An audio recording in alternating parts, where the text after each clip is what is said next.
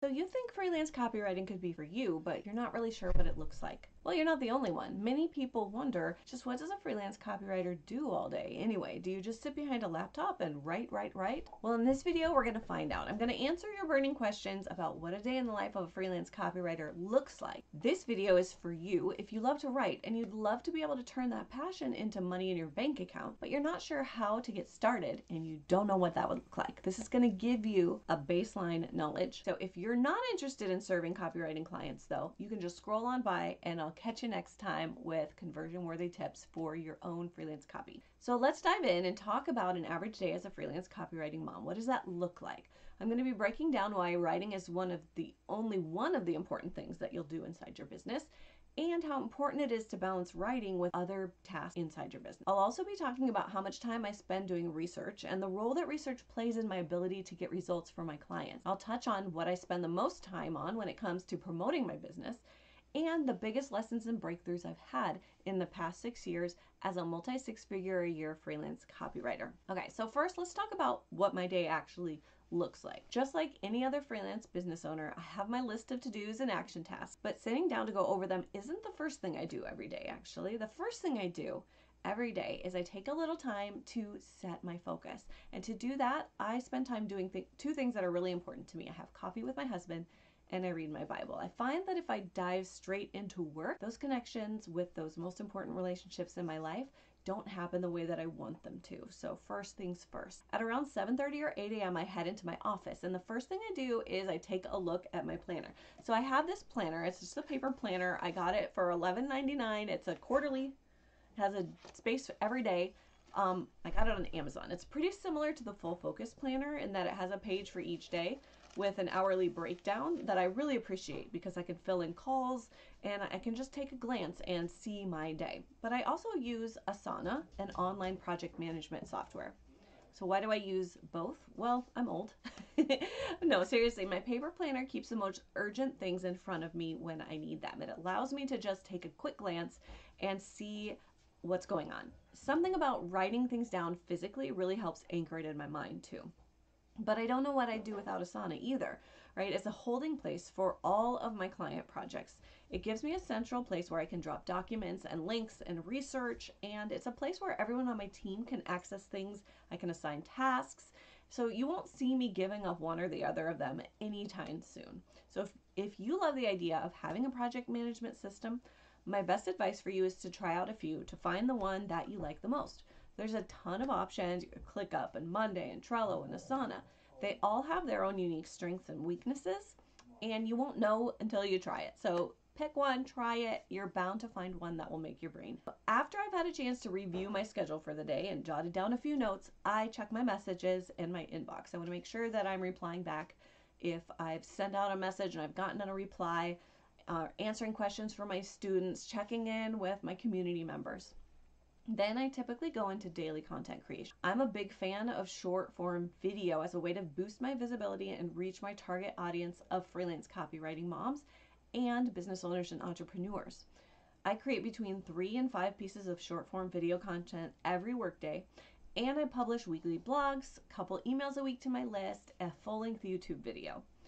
And I'm not always super great at doing my own content first. If I'm working on a project that's under deadline, I might go into that, but it really is tempting to just put client work ahead of it. But one of the most important things that you can do is keep your pulse on your target audience and your online visibility up so you can be generating leads and keep growing your business. Depending on the day, after content creation, it might be time for coaching calls.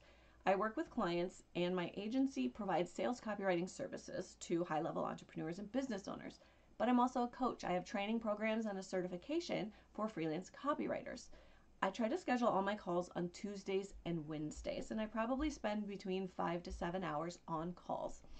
And these calls are so important. So I love talking with my students, talking with my clients, serving them well. And that communication is really an important factor of that. It's something we don't often consider when we think about becoming a freelance copywriter. We think about the writing, but that's not all there is, right?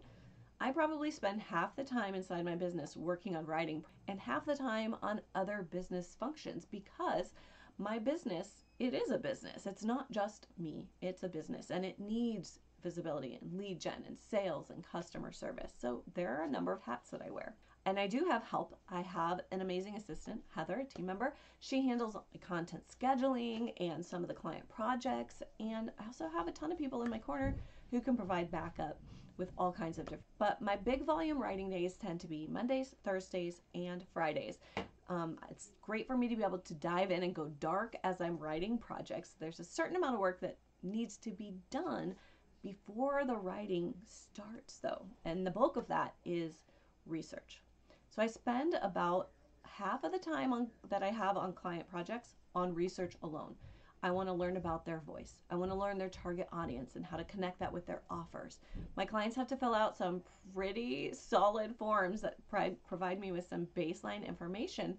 Then I dive into their Facebook groups. I consume their content. I listen to their podcasts, watch their videos, read through files of previous content that's worked. And when I've had a chance to absorb all of that information, then I take a look at the specific projects that they've booked and I outline them. I determine what hooks and angles we'll test and how we'll be handling follow-up. And I need to know what the purchase objections are and what pain points the audience is going through. And if I can, I dive into their back-end analytics and I go geek out on their open rates and their conversion rates and their cost to acquire a client. And it really helps me to know what they're doing now, what's working, what's not, what needs to be improved, what can be built on. And there's one more thing. I also study their competitors. I want to know what other options are out there that the audience might be looking at. What are they doing? How are they addressing this audience? How are they, connecting with them? What can we learn from that? And how can we come in even stronger with connective, compassionate messaging to show that the solution the client has it? So yeah, like I said, 50% of client project time is spent on research, but it's vital. I do not write until I've done the research and gotten the groundwork under me first. And the writing is actually better and faster when I've done the groundwork because I know exactly what the audience will respond to. Another thing that I spend time on is edits. I spend a lot of time going back and forth with clients. Depending on the client, some want to have more of a hand in their edits than others. Others are like, send it. But there's a communication back and forth to let them know what step of the process we're in, to be communicating openly about what their next steps are so they can get that copy live. But onboarding and edits aren't the only type of communication I spend time on during the week. I also spend time following up. I spend time following up on outstanding proposals and contracts that haven't been signed. And I follow up with completed clients to find out how things are going and to collect reviews and get testimonials. I also like to try to keep my website and my social profiles current. I want to make sure that it's easy and clear for people to find and connect with me, that I'm promoting my upcoming offers, and I spend some time each week, like I said, networking with other freelancers, making recommendations and referring my clients to the appropriate ones, the appropriate experts that I know in my industry, because referrals are a great way to land clients because the trust comes built in. And if I'm referring people, people are more likely to refer me.